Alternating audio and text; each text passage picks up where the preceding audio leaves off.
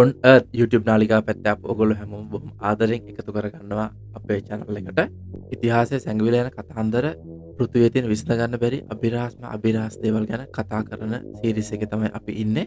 ඉතින් ඔයගොල්ලෝ thumbnail එකේ දැක්කා වගේ අද අපි වීඩියෝ එකෙන් කතා කරන්නේ අනුනාකිවරුන්ගේ නිවහන වෙච්ච නිබේරු ග්‍රහලෝකය ගැන. මේ වීඩියෝ එක ඇතුලේ නිබේරු කියන ග්‍රහලෝකයේ පුරාණ කතාන්දර, නවීන සංකල්ප, ඒ වගේම විද්‍යාත්මක විමර්ශන කියන කොටස් තුනකට මම මේ වීඩියෝ එකෙන් කරලා තියෙනවා. නිබේරු එහෙමත් නැත්නම් අපේ භාෂාවෙන් කියනවා නම් මිස්ටීරියස් ප්ලැනට්. පුරාණ කතාන්දරවල වගේම නවීන විද්‍යාත්මක විමර්ශනවලත් ආందోලනාත්මක කතාබහක් ඇති කරන්න සමත් වෙච්ච ග්‍රහලෝකයක්. ඉතින් කලින් වීඩියෝ එකේ අපි කතා කරපු අනුනාකිවරුන්ගේ ග්‍රහලෝකයේ වෙච්ච මේ නිබේරු ගැන කතා කරන්න කලින් ඔගොල්ලෝ හැමෝම හොඳ කෝපි කෝප්පයක් හදාගෙන හොඳට හරි බැරි ගහිලා වාඩි වෙන්න. එහෙනම් අද අපි කතා කරමු නිබේරු ගැන. නිබේරු කියන නම ශාක්ෂි සාහිත්‍ය ඉතිහාසයේ මුලින්ම සඳහන් වෙන්නේ පුරාතන මෙසොපොතේමියානු සාහිත්‍ය. ඊළඟට පිළිවෙලින් ගත්තොත් සුමේරියානු කතාවල, බැබිලෝනියානු ඉතිහාස කතාවල, එතනින් තවත් ඉස්සරහට ආවම අක්තියානු ඉතිහාස කතන්දරවල මේ නිබේරු ගැන ලොකු කතාබහක් ඇති වෙලා තියෙනවා. ඉතින් මේ හැම ශිෂ්ටාචාරයකම මේ නිබේරු ගැන තියෙන කතාන්දරේ එක හා සමාන ප්‍රතිරූපයක් ගන්න නිසා. මොකද මම එහෙම කිව්වේ මේ හැම ඉතිහාස කතාවකම නිබේරු කියලා මේගොල්ලෝ හඳුන්වන්නේ විශේෂිත ග්‍රහලෝකයක්. ඔහු ග්‍රහ වස්තුවක්. ඉතින් මේ හැම එකම තියෙන සමානත්වය නිසා මම හිතුවා නිබේරු ගැන මේ විදිහට ඔයගොල්ලොත් එක්ක කතාව පටන් ගන්න. ඊළඟට තියෙන ප්‍රශ්නේ තමයි මේ නිබේරු. නිබේරු ගැන තියෙන මුල්ම ලිඛිත සාක්ෂි බැබිලෝනියානු එනුමා එලිෂ් කියන කාව්‍ය සංග්‍රහය. ඉතින් ක්‍රිස්තු පූර්ව 18 වන සියවස වගේ කාලෙදී මේ එනුමා එලිෂ් කාව්‍ය සංග්‍රහයේ මේගොල්ලෝ නිබේරු කියලා හඳුන්වලා තින්නේ මර්ඩුක් කියන දෙවියගේ ග්‍රහලෝකය විදිහට තමයි නිබේරුව හඳුන්වලා දීලා තින්නේ. මේ කාව්‍ය සංග්‍රහයේ තවදුරටත් තියෙනවා මර්ඩුක් කියන දෙවියා විසින් ටියාමි කියන දෙවියන්ව පරාජය කරලා පරාජයෙන් පසු තමයි ඔහුගේ ජයග්‍රහණය සංකේතවත් කරන්න නිබේරු තාරකාව ඔහුට අයිති කරගෙන තින්නේ. එතකොට ආපහු තව පොඩ්ඩක් ඉතිහාසෙ දෙබිලා බැලුවොත් මේ කාව්‍ය සංග්‍රහය කියන විදිහට මේ ටියාමිස් කියන දෙවියන්ගේ තමයි මේ නිබේරු කියන ග්‍රහලෝකය. එතකොට මර්ඩුක් යුද්ධ කරලා මේ නිබේරු යටත් කරගෙන තියෙනවා. ඊට පස්සේ තමයි ඒකේ ජයග්‍රහණ සංකේතවත් කරන්න නිබේරු ඔහුගේ මව් ග්‍රහලෝකයේ විදිහට තෝරගෙන තියෙන්නේ. මම කියන කතාවක් නෙමෙයි මේ කාව්‍ය සංග්‍රහයේ තියෙන්නේ. ওই විදිහට තමයි සාරාංශය. ඉතින් තවත් පොඩ්ඩක් මේක ගැන විපරම් කරලා බැලුවාම එනුමා එලිස් කියන බැබිලෝනියානු නිර්මාණ කාව්‍ය. ඒක සොලොමන් රජුගේ කාලයේදී තමයි ලියවෙන්නේ. ඒ කියන්නේ ක්‍රිස්තු පූර්ව 18 වන සියවසේ. මේක ප්‍රධානම අන්තර්ගතය කාව්‍ය සංග්‍රහයේ මුල් කොටසේදී ජල දෙවියන් වන අප්සු කියන වචනේ දැනට පරිවර්තනය ගත්තාම අප්සු කියන්නේ පිරිමි කියන අර්ථය එන්නේ. ඉතින් මේ කාව්‍ය සංග්‍රහය අප්සු කියලා ජල දෙවියන් හඳුන්වලා තියෙන අප්සු කියලා. ඒ වගේම තමයි ටියාමි කියලා හඳුන්වලා තියෙන්නේ දැනට එන පරිවර්තනේ ගැහැණු. ඒ වගේම ඒ කාලේ ටියාමි කියලා හඳුන්වලා තියෙන ටියාමි කියලා දෙවි කෙනෙක්.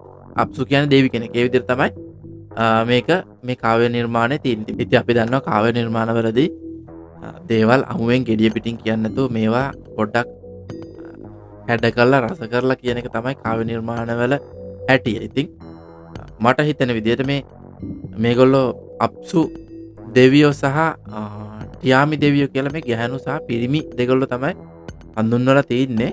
ඉතින් මේ දෙවිවරු දෙන්නෙක් ගැන විස්තර කරනවා. ඒ වගේම ඔවුන්ගේ එකමුතුකමින් තමයි අනිත් දෙවිවරු උපත ලබන්නේ කියලා මේ කාව්‍ය සංග්‍රහයේ තියෙනවා. ඉතින් ගැහැණු දෙවි කෙනෙකුයි පිරිමි දෙවි කෙනෙකුගේ එකමුතුකමින් තමයි අනිත් දෙවිවරු ඊළඟට අනාගතේ උපත ලබන්නේ කියලා තමයි මේ කාව්‍ය සංග්‍රහයේ පළවෙනි කොටසේ හඳුන්වලා දීලා තියෙන්නේ. අලුතෙන් නිර්මාණය කරන දෙවිවරුන්ගේ ප්‍රමාණය සහ විවිධත්වය නිසා ගැටුම් නිර්මාණය වෙන බව මේ කාව්‍ය සංග්‍රහයේ නව දෙවියන්ගේ ක්‍රියාකාරකම් නිසා අප්සු කෝපයටපත් වෙනවා. කෝපයටපත් වුණු අප්සු මේ නව දෙවිවරු සියල්ල විනාශ කරන්න යෝජනා කරනවා. ඒ වුණාට ටියාමි ටිකක් හදවත උණු වෙන විදිය දෙවි කෙනෙක්. ඉතින් ටියාමි ඒකට විරුද්ධ වෙනවා. ටියාමි කියන දෙවිවරයාගේ අතින් අප්සු මරණයටපත් වෙනවා. කියන්නේ ටියාමි දෙවියා අප්සුව මරනවා. ඉතින් අප්සුගේ මරණයෙන් පස්සේ ටියාමි නව දෙවිවරුන්ට විරුද්ධව යුද්ධයක් ආරම්භ කරනවා. ඇය විශාල රාක්ෂස හමුදාවක් සකස් කරනවා මේ යුද්ධෙට මුහුණ දෙන්න. ඊළඟට මර්ඩොක් කියන්නේ මේ නව දෙවියන්ගේ නායකයා. ඉතින් කොහොම හරි මේ යුද්ධෙදී ටියාමි පරාජයට පත් වෙනවා. ටියාමි පරාජයට පත් වෙලා මර්ඩොක් ජයග්‍රහණය කරනවා. ඊළඟට මර්ඩොක් කරන්නේ ටියාමිගේ ශරීරයෙන් අහස සහ පෘථිවිය නිර්මාණය කරනවා. ඊළඟට මර්ඩොක්ගේ ජයග්‍රහණයෙන් පස්සේ මර්ඩොක්ට තම රාජ්‍ය නිර්මාණය කරන්න සේවකයෝ අවශ්‍ය වෙනවා. ඉතින් මේ යටහත් පහත් සේවකයෝ විදියට මර්ඩොක් කරන්නේ මේ මනුෂ්‍යයා කියන කෙනාව නිර්මාණය කරනවා. ඉතින් දැන් ඔයගොල්ලෝ බලනවා ඇති මේ ඔළුව කුරෝළු වෙන මේ කාව්‍ය සංග්‍රහය ගැන මේ විස්තර කියාගෙන යනකොට මේකට කොහොමද මේ නිබේරු සම්බන්ධ වෙන්නේ කියලා. නිබේරු සම්බන්ධ වෙන්නේ මෙන්න මේ විදියට. කවියේ තියෙන විදියට නම් මර්ඩොක්ගේ ජයග්‍රහණයෙන් පසු ඔහුට නිබේරු යන නාමය ලබා දෙයි කියලා තමයි මේ කවිවල සඳහන් වෙන්නේ. ඒ වුණාට ඒක මගේ පෞද්ගලික අදහස නම් මෙන්න මේ වගේ එකක්. ලිඛිත ඉතිහාසය සහ දැනට ජනප්‍රවාද වලින් පැවතෙන ඉතිහාසයේ හැම තැනකම වගේ මේ නිබේරු කියන නම පාවිච්චි කරලා තියෙන නිබේරු කියන වචනේ මේගොල්ලෝ පාවිච්චි කරලා තියෙන්නේ විශේෂිත ග්‍රහලෝකයක අයිතිකරුවෙක් හෝ තාරකාවක් හඳුන්වන්න. එතනින් එහා මේ නිබේරු කියන වචනට කිසිම විදියක අර්ථකථනයක් ලිඛිත හෝ ජනප්‍රවාදයේන සාහිත්‍ය මට හොයාගන්න හම්බුන්නේ නැහැ. මෙසොපොතේමියානු ශිෂ්ටාචාරයේදී අනුනාකිවරු කියන්නේ ප්‍රධාන දෙවියන්ගේ කණ්ඩායම. එනුමා එලිස්බෙල කියනවා වගේ අනුනාකිවරු මර්ඩොක්ගේ පාලනය යටතේ තමයි ක්‍රියා කරන්නේ. කියන්නේ මර්ඩොක් කියන්නේ අනුනාකිවරුන්ගේ නායකයා. ඒ වගේම තමයි මනුෂ්‍යයන් නිර්මාණය කිරීම සහ පෘථිවියේ කටයුතු වල පාලනයත් මේ මර්ඩොක් තමයි. දැන් ඔයගොල්ලෝ බලයි කොහොමද පෘථිවියේ පාලනය මර්ඩොක් කරන්නේ කොහේද කියලා. ඒ වගේම ක්‍රිස්තු පූර්ව 7 වන සියවසේ අසිරියානු ජ්‍යෙෂ්ඨ විද්‍යාඥයන්ගේ ලේඛන තියෙනවා. මේ ලේඛනවලත් නිබේරු කියන වචනේ සඳහන් වෙනවා. ඒකෙදිත් මේ නිබේරු කියන වචනේ මේගොල්ලෝ යොදාගෙන තින්නේ විශේෂිත ග්‍රහලෝකයක් හඳුන්වන්න. ඒ වගේම තමයි ක්‍රිස්තු පූර්ව 7 වන සියවසේ එක කාලෙකදී මේ නිබේරු කියන වචනය ෂණික ඍතු වෙනස් වීම වගේ දෙයක් හඳුන්වන්නත් පාවිච්චි කරන්න මේගොල්ලෝ උත්සාහ දරලා තියෙනවා කියලා. ඒ වගේම තමයි ක්‍රිස්තු පූර්ව 7 වන සියවසේ අගභාගයේදී නිබේරු කියන වචනය ග්‍රහලෝකවල ගමන් මාර්ගය වගේ දේවල් හඳුන්වන්නත් මේගොල්ලෝ තැන් වල විවිධ ස්වරූපයෙන් පාවිච්චි කරලා තියෙනවා. මෙතෙන්දී ඍතු වෙනස් වීම කියන දේ ගොඩක් වැදගත්. ඒක හොඳට මතක තියාගන්න. ඉතින් මේ ඉතිහාස කතා හොයාගෙන යනකොට මනුෂ්‍යයා කියන්නේ මේ ඍතු වෙනස් වීම වලට ගොඩක් තදින් එක දිගට මුහුණ දුන්න જાතියක්. අපි ඒ කොහොමද කියලා මේ වීඩියෝ එකේ අවසාන වෙනකොට කතා කරමු. ඉතින් ක්‍රිස්තු පූර්ව පළවන සියවසට ගියොත් පුරාතනම මෙසොපොතේමියානු ශිෂ්ටාචාරයේ නිබේරු කියලා හඳුන්වන්නේ අද නමින් කියනවා මේ ජුප්ටර් කියන තාරකාවට. ඒනොට මගේ මතය ඒක එහෙම වෙන්න බෑ. මොකද මේ කාලේ වෙනකොට අසිරියානු ලේඛන, ඒ කියන්නේ මේගොල්ලන්ට හම්බ වෙන අසිරියානු ලේඛනවල නිබේරු කියලා සඳහන් වෙනවා. ඉතින් ඒ අසිරියානු ලේඛන වලින් තමයි මේගොල්ලෝ මේ නිබේරු ගැන දැනගන්නේ කියලා මට හිතෙනවා. ඒක එහෙමනම් මේ වෙනකොට අසිරියානු ලේඛන අවුරුදු 600ක් පරණ වෙලා. ඉතින් අවුරුදු 600ක් අසිරියානු ලේඛන පරණ වෙනකොට නිබේරු අපේ සෞරග්‍රහ මණ්ඩලයේ අවුරුදු 600ක් තවත් ඈතට ගිහිල්ලා තියෙන යාගේ කක්ෂය දිගේ. ඉතින් මට හිතෙන විදිහට මේ කාලේ ඉඳපු විද්‍යාඥයන්ට නිබේරු ග්‍රහලෝකේ හොයාගන්න බැරි වෙන්නේ. මොකද මොකක්ම හරි මොනම අපි නොදන්න හෝ දන්න මොකක්ම හරි තාක්ෂණයකට මේගොල්ලෝ අහස පරීක්ෂා කරා. ඒ අහස මේගොල්ලෝ පරීක්ෂා කරපු නිසා තමයි මේගොල්ලෝ අනිත් ග්‍රහලෝක ගැන ඒ කාලෙදිම දැනගෙන හිටියේ. ඉතින් ඒ කාලේ ඉඳපු ශිෂ්ටාචාර විද්‍යාඥයන්ට මේ අහස පරීක්ෂා කරනකොට මේගොල්ලොන්ට නිබේරු හොයාගන්න බැරි වුණා. ඒගොල්ලෝ නිබේරු හොයාගන්න බැරි වුණේ ඒ වෙනකොටත් නිබේරු එයාගේ ඉලිප්සාකාර කක්ෂේ බොහොම ඈතට ගිහින් තිබුණ නිසා. ඉතින් ඒක නිසා ඒගොල්ලෝ හිතුවා ජුප්ටර් කියන්නේ නිබේරු කියලා. මෑත යුගයේ. ඒ කියන්නේ දැන් ඔන්න අපි ටිකක් අනාගතයට එමු. ඉතින් දැන් අපි ටිකක් අනාගතයට එමු 1976. සිචාරියා සිටවින් මෙයා ලියන පොතක් The Thief Planet කියලා. ඉතින් මේ පොතට අනුව මෙයා පුරාතන සුමේරියානු පාඨ පරිවර්තනය කළ සුමේරියානු භාෂාව ඉගෙනගෙන ඒගොල්ලොන්ගේ ලිඛිත පොත්වල තියෙන ඒවා පරිවර්තනය කරලා තමයි මෙයා මේ Thief Planet කියන පොත ලියන්නේ මෙයා කියන විදියට. ඉතින් ඒකේ තියෙන විදියට මෙයාගේ පරිවර්තන වලට අනුව සුමේරියානු දෙවඟනක් වන අනුනාකි වරුන්ගේ නිවහන තමයි මේ නිබේරු කියන ග්‍රහලෝකය. ඒ වගේම ඔහුගේ ඒ පරිවර්තන වලට අනුව පුරාණ සුමේරියානු පරිවර්තන වලට අනුව නිබේරු කියන ග්‍රහලෝකයට ඉතා විශාල ඉලිප්සාකාර කක්ෂයක් තමයි තියෙන්නේ. ඔයගොල්ලන්ට මම මෙතනින් දාන්නම් කක්ෂයක් අපේ පෘථිවියේ කක්ෂ අනිත් ග්‍රහලෝකවල කක්ෂත් එක්ක මේ වෙනකොට අනුමාන කරනවා. මේක දැන් දැනටත් අදටත් විද්‍යාඥයෝ කොටස් දෙකක් ඉන්නවා. එක කොටසක් මේක මෙහෙම එකක් තියෙනවා කියලා හිතනවා. ඒකට සාක්ෂි දෙනවා.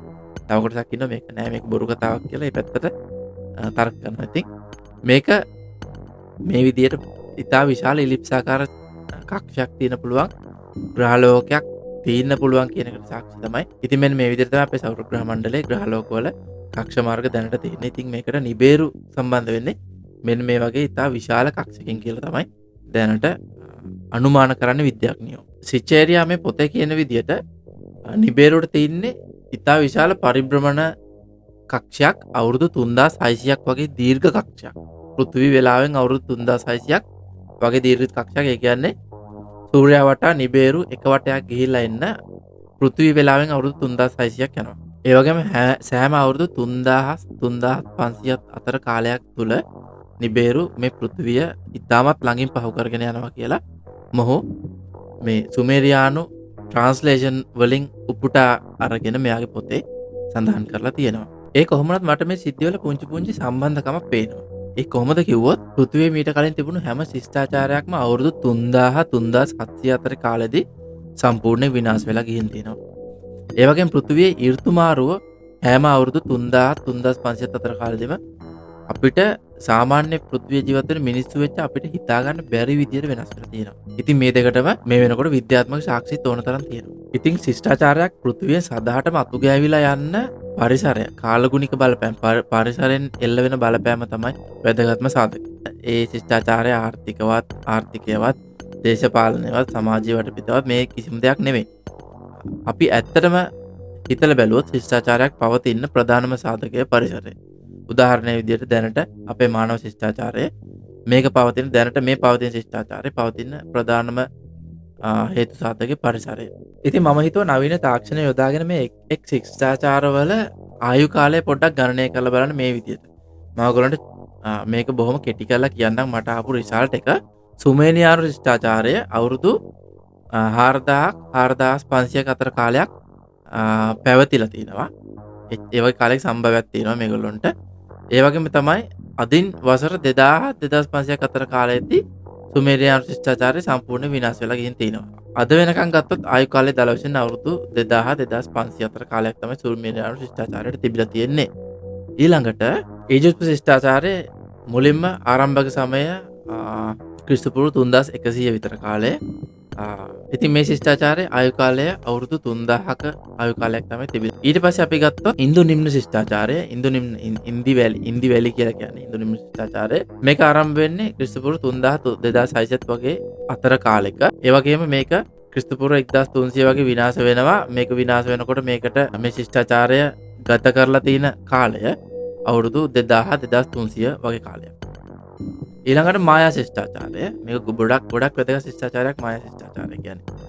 මායා ශිෂ්ටාචාරය කාල දෙකකට බෙදෙනවා. මේක මුල් සමය මායා ශිෂ්ටාචාරයේ මුල් සමය ක්‍රිස්තුපූර්ව 2000 වගේ තමයි මේ වෙලා තින්නේ. ඊට පස්සේ මේක ක්ලාසික් පීරියඩ් කියලා තියෙනවා. මේ ක්ලාසික් පීරියඩ් එක අවුරුදු 900ක් විතර පැවතිලා තියෙනවා. එතකොට ඒ කියන්නේ මේ උසස් මායා ශිෂ්ටාචාරය කියන එක. එතකොට මේ කාලේ තමයි මේගොල්ලෝ මායා නගර ඒ වගේම ජලය ගුවන ජය ගන්න මේ වගේ දේවල් මේ කාලේ තමයි මේගොල්ලෝ කරලා තියෙන්නේ. ඉතින් කොහොම හරි මායා ශිෂ්ටාචාරයේ මේ මුල් යුගය සහ අවසාන යුගය මේ දෙකේම එකතුව මායාවරුන් ගත කරපු කාලය මේ පෘථිවිය උඩ අවුරුදු ඔයගොල්ලෝ හිතන අවුරුදු කීයක් කියලාද? ඒගොල්ලොන්ටත් මේ පෘථිවිය උඩ ඉන්න පුළුවන් වෙලා තියෙන අවුරුදු 2750ක් වගේ කාලයක්. ඊළඟට ඉඳලා තියෙනවා අපිට ළඟින්ම ඉඳපු ශිෂ්ටාචාරය රෝමානු ශිෂ්ටාචාරය. අපි දන්න ඉතාලිය ප්‍රංශ ජර්මන් වගේ රටවල් පාදක කරගෙන ගොඩනැගුණු රෝමානු ශිෂ්ටාචාරය යුරෝපියන් ශිෂ්ටාචාරයක්. ඉතින් මේගොල්ලෝ නම් ස්වභාවික විශ්ලේෂණයකින් නෙවෙයි විනාශ වෙලා තින්නේ. මේගොල්ලෝ විනාශ වෙලා තින්නේ යුද්ධ වලින් කියලා තමයි ප්‍රධාන වශයෙන් දැනට ඉතිහාස සාක්ෂි වලින් හොයාගන්න පුළුවන්. එනේ මේගොල්ලෝ අවුරුදු 1000ක් වගේ බොහොම කෙටි කාලයක් තමයි මේ ශිෂ්ටාචාරය මේගොල්ලෝ පවත්වාගෙන ගිහින් තියෙන්නේ. දැන් ඔයගොල්ලෝ බලනවා ඇති ඉතිහාසයේ මේ පුරාණ ශිෂ්ටාචාරවල ආයු කාලය කොහොමද නිබේරුවට සම්බන්ධ වෙන්නේ කියලා. අපි ඒ ගැන තමයි දැන් කතා කරන්න යන්නේ. ඉතින් ඉතිහාසයේ පුරාතන ශිෂ්ටාචාරවල ආයු කාලය විවිධ කරුණු මත වෙනස් වෙනවා.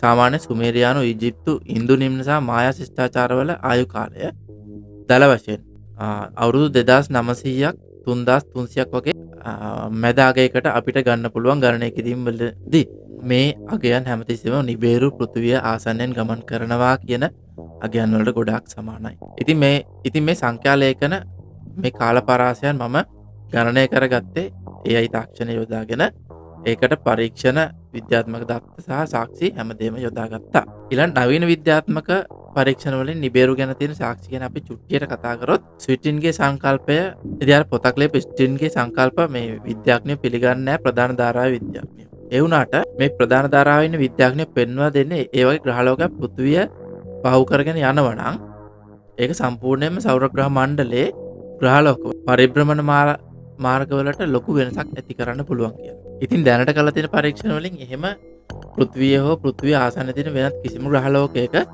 පරිභ්‍රමණ මාර්ගවල ලොකු වෙනසක් සිදු වෙලා නැහැ කියන නිගමනය මත මේගොල්ලෝ අවසාන නිගමනයකට එනවා නිබේරු කියලා ග්‍රහලෝකයක් නැහැ කියලා. ඒ වුණාට අපි ජනප්‍රිය සංස්කෘතියේ දිහාවට හැරලා බැලුවොත් විද්‍යාව එකක් සංස්කෘතිය එකක්. නිබේරු සංකල්පය සංස්කෘතියට එකතු වෙන්නේ 2012 අවුරුද්දේ මායා දින දර්ශනෙත් එක්ක. 2012 අවුරුද්දේ මායා දින දර්ශනය අවසන් වුණත් එක්කම මේ නිබේරු කියන මාතෘකාව ආපහු එළියට එනවා, කරලියට එනවා. මේ නිබේරු පෘථිවිය ආසන්නෙන් යන්න ළඟයි. ඒ යනකොට මායාවරුන්ගේ දින දර්ශනයට අනුව නිබේරු පෘථිවිය ආසන්නෙන් යනකොට පෘථිවිය විනාශ වෙනවා කියලා. ඉතින් කොහොම හරි මායාවරුන්ට වැරදුනා කියන එක තමයි මගේ අදහස. මායාවරුන්ගේ කැල්කියුලේෂන් වැරදුනා ඒගොල්ලන්ට. එහෙමත් නැත්තම් පෘථිවියේ ජීවත් වෙන අපි දැනට මායාවරුන්ගේ දින දර්ශනය කියෙව්ව වැරදි. ওই දෙකෙන් එකක් සිද්ධ වුණා. ඉතින් මේ නිබේරු ගැන අහේ මෙහේ තැන් වල කතා වෙන කතන්දරත් එක්ක ගොඩක් කට්ටිය කියන්නේ තමයි මේ නිබේරු පෘථිවිය ගැටේවි කියලා. ඒක කියන්නේ මම හිතන්නේ මේ පුරාණ සමහර පුරාණ කතන්දර වලින් තමයි ওই මතේ ඇවිල්ලා තියෙන්නේ. ඉතින් ගණනය කිරීම වැරදුනහම එහෙම හිතෙන්න පුළුවන් මේ නිබේරු ඇවිල්ලා පෘථිවිය වදී කියලා. මොකද ඉතින් නිබේරු පෘථිවිය ගැටෙන තරම්ම ආසන්නෙන් යනවා කියන එක තමයි ඉතිහාස කතා වලින් අපිට ආරංචි වෙන්නේ. කොහොම වුණත් නවීන විද්‍යා සමාජයේ මෙහෙම කතා බහක් යනවා. පළවන ග්‍රහයාගේ සංකල්පය. ඒ කියන්නේ 9th planet එකක් ගැන තමයි මේගොල්ලෝ කතා කරන්නේ. දැන් මම කිව්වාගේ මේකට පක්ෂපාතීව ඉන්න විද්‍යාඥයෝ අතරේ කතා වෙනවා. සෞර ග්‍රහ මණ්ඩලයේ 9 වෙනි ග්‍රහලෝකයක් තියෙනවා කියලා. සෞර ග්‍රහ මණ්ඩලයේ දුරස්ථම ස්ථානවල තියෙන ග්‍රහලෝකවල පරිභ්‍රමණ මාර්ගවල අසමානතා පදනම් කරගෙන තමයි නව ග්‍රහයක් ඉන්නවා කියන සංකල්පයට ප්‍රධාන ධාරාවේ විද්‍යාඥයෝ අවිල්ලා තියෙන්නේ. ඒ වුණාට මෙම ග්‍රහලෝකය නිබේරු ලෙස හඳුන්වන්න තාම කිසිම කෙනෙක් ඉදිරිපත් වෙලා නැහැ. ඒ වගේම ඒක පෘථිවියට කොයි විදියට බලපෑම් කරනවද කියන එක ගැනත් මේ වෙනකොට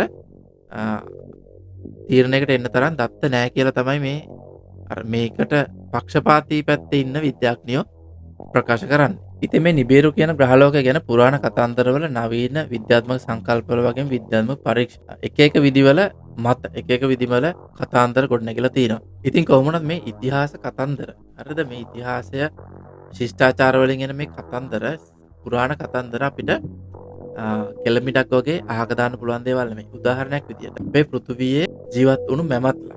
ඒ කියන්නේ තනකොළ කකා ඉඳපු මැමත්ලා ඒ තනකොළ කන ඉරියව්වෙන්ම මේ වෙනකොට ග්ලැසියර් වෙලා තියෙනවා. මුහුදේ පීන ඉඳපු මාළු ඒගොල්ලෝ ගොදුරක් කටින් දැහැ ගන්න ඉරියව්වෙන්ම ග්ලැසියර් වෙලා තියෙනවා. මේකෙන් අදහස් වෙන්නේ මොකක්ද? මේ ඉතිහාසයේ පෘථිවියේ කොයිම හරි වෙලාවක ක්ෂණික ඍතු මාරුවක් වෙලා තියෙනවා. මම නැවතත් කියනවා.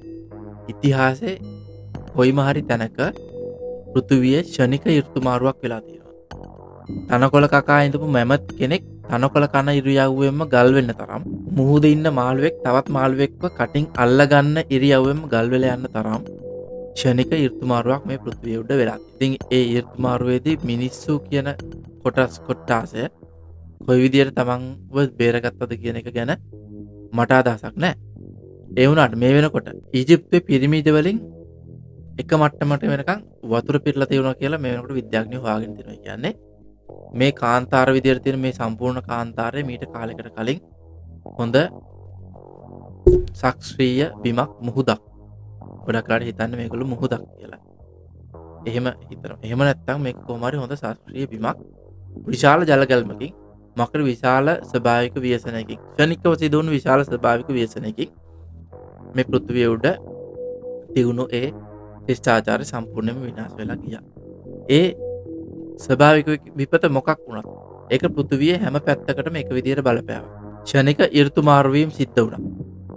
හිතන්න පෘථිවියේ පරිභ්‍රමණ වේගය මීට වඩා ගොඩක් වැඩි වුණොත් එහෙම නැත්නම් පෘථිවිය දැනට පරිභ්‍රමණය වෙන එක එකපාර නැවතුණොත් ඔයගොල්ලෝ හිතන්නේ මොකක් වේවිද? අපි දැනට පැයට කිලෝමීටර් බිලියන ගාණක් වේගෙන් කරකැවෙන අපිට අපි දන්නේ නැතුණට. ඉතින් මේ පරිභ්‍රමණ වේගය එකපාරට අඩු වුණොත් ඇන්ටාර්ටිකාව සහරාවට එන්න පැය 24ක් ගත වෙන්නේ නැහැ. ඒ වගේම ඇමසන් වනාන්තරේ සහරාවක් වගේ වෙන්නත් පැය 24ක් ගත වෙන්නේ නැහැ. අන්න ඒ වගේ තත්ත්වයක හොඳ ශාස්ත්‍රීය තනබිමක තනකොළ කකා ඉඳපු මැමත් කෙනෙක් ඒ ඉරියව්වෙම ගල් වෙලා යන්න පුළුවන්. මැමත් කෙනෙක් කියන්නේ මේ චූටි සතෙක් නෙවෙයි, කුඹියෙක් නෙවෙයි. ඉතින් අනතුරන් නම් තමන් කෑම කකා ඉන්න එක නවත්තලා අනතුරෙන් බේරෙන්න. මොකක්ම හරි පැත්තකට දුවන්න වෙන ඇක්ෂන් එකකට යන්න තරම් සත්තු බුද්ධිමත්. ඒ වුණාට තනකොළ කන ඉරියව්වෙම ගල් වෙන තරම් කොච්චර ක්ෂණික ඍතු මාරුවක් මේ පෘථිවියට වෙලා තියෙනවද කියලා ඔයගොල්ලෝ හිතන්න. ඉතින් මෙහෙම දෙයක් වෙන්න පුළුවන් අවස්ථා. මෙහෙම දෙයක් වෙන්නේ කොහොමද? ඉතින් අපි මේ වීඩියෝ එකේ කතා කරා වගේ සෑම අවුරුදු 2500ක් 3500ක් වගේ අතර කාලෙකම පෘථිවියේ මේ විදිහට ලොකු ඍතු මාරුවක් වෙලා පෘථිවිය සම්පූර්ණයෙන්ම ඉන්න ශිෂ්ටාචාර මේ සියල්ලෝම දේවල් විනාශම වෙලා ගිහින් තියෙනවා. ඉතින් මේකට මානවයා කොයිම විදිහකට හරි මූණ දෙගෙන මේ වෙනකොට ඇවිල්ලා තිනවා. මේ එන ගමනේදී නිබේරු කියන්නේ ගොඩක්ම වැදගත්. මොකද පෘථිවියේ මේ වගේ ඍතු මාරුවක් කරන්න පුළුවන් පෘථිවිය වගේම විශාල ග්‍රහලෝකයකට විතරයි. මොකක් හරි ලොකු ග්‍රහලෝකයක බලපෑමක පෘථිවියේ පරිභ්‍රමණය අඩාල කරලා මේක මේ යන කක්ෂය මේ පෘථිවියේ තියෙන ඇන්ගල් එක මේ ඔක්කොම වෙනස් කරලා උදාහරණයක් විදිහට කියනවා නම් මඤ්ඤම් කරලා දාලා තමයි මේ වගේ විනාශයක් පෘථිවියට කරන්න පුළුවන්. ඉතින් මේ වගේ පෘථිවියක් ආසන්නෙන් මෙහෙම ගොඩක් ළඟින් නිබේරු වගේ විශාල ග්‍රහලෝකයක් ගියොත් පෘථිවිය අර විශාල නැවක් චූටි බෝට්ටුවක් ගාවින් විශාල නැවක් ගියා වගේ පෘථිවිය කරකැවිලා අන්දමන්ද වෙලා මඤ්ඤම් වෙලා යන්න පුළුවන්. මිනිස් ශිෂ්ටාචාරය මේ වෙනකන් මානවයා මේ වෙනකන් අල්ලගෙන පැවතගෙන එනවා. ඉස්සරහටත් මානවයා අල්ලගෙන පැවතගෙන මේ විදිහටම යාවි. විනාශ වේවි නැවත නැගිටි විනාශ වේවි නැවත නැගිටි. අනුනාකිවරු නැවත එන්න පුළුවන් නොඑන්න පුළුවන්. අනුනාකිවරු ඉන්දිය නැහැ කියලා කාටවත් කියන්න බෑ. මේ මනුස්ස ශරීරය මේ විදිහට නිර්මාණය කරේ අනුනාකිවරු නෙවෙයි කියලා කාටවත් කියන්න බෑ. ඒ වගේම තමයි පෘථිවිය ආසන්නයට නිබේරු පෘථිවිය ආසන්නෙන් යනවා අනුනාකිවරු පෘථිවියට එනවා කියන හෝ නොඑනවා හෝ කියන්නේ කාටවත් ස්ථිර වශයෙන් ප්‍රකාශ කරන්න බෑ. ඒ වුණාට ඉතිහාසෙ මේ විදිය කොහොම හරි ඉතිහාස පොත්වලට නිබේරු කියන නමක් අනුනාකිවරු කියන නමක් මනුස්සයා නිර්මාණය කරා කියන නමක් ඊළඟට නිබේරුත් එක්ක සම්බන්ධව වුණු ලොකු ඍතු මාරුවක් ගැන කතන්දරයක් නිබේරු කියන්නේ විශාල ග්‍රහලෝකයක් කියන කතන්දරයක් මේ වගේ කතන්දර ගොඩක් ඉතිහාසයට එකතු වෙලා තියෙනවා. මේවා කාගේවත් හිතලු නෙවෙයි කියන එක විතරයි මගේ අවසාන මතය. ඒක මගේ පෞද්ගලික මතය. ඉතින් නිබේරු ගැන අනුනාකිවරු ගැන ඔයගොල්ලෝ දන්න දේවල් අපිත් එක්ක ෂෙයා කරගන්න යටින් කමෙන්ට් එකක් දාගෙන යන්න. channel එක subscribe කරලා like කරලා එකතු වෙන්න. අපි මේ වගේ තවත් පට්ට රසවත් මාතෘකා ගොඩක් ඉස්සරහට ඔයගොල්ලොත් එක්ක කතා කරමු. ඉතින් හැමෝටම ජය වේවා.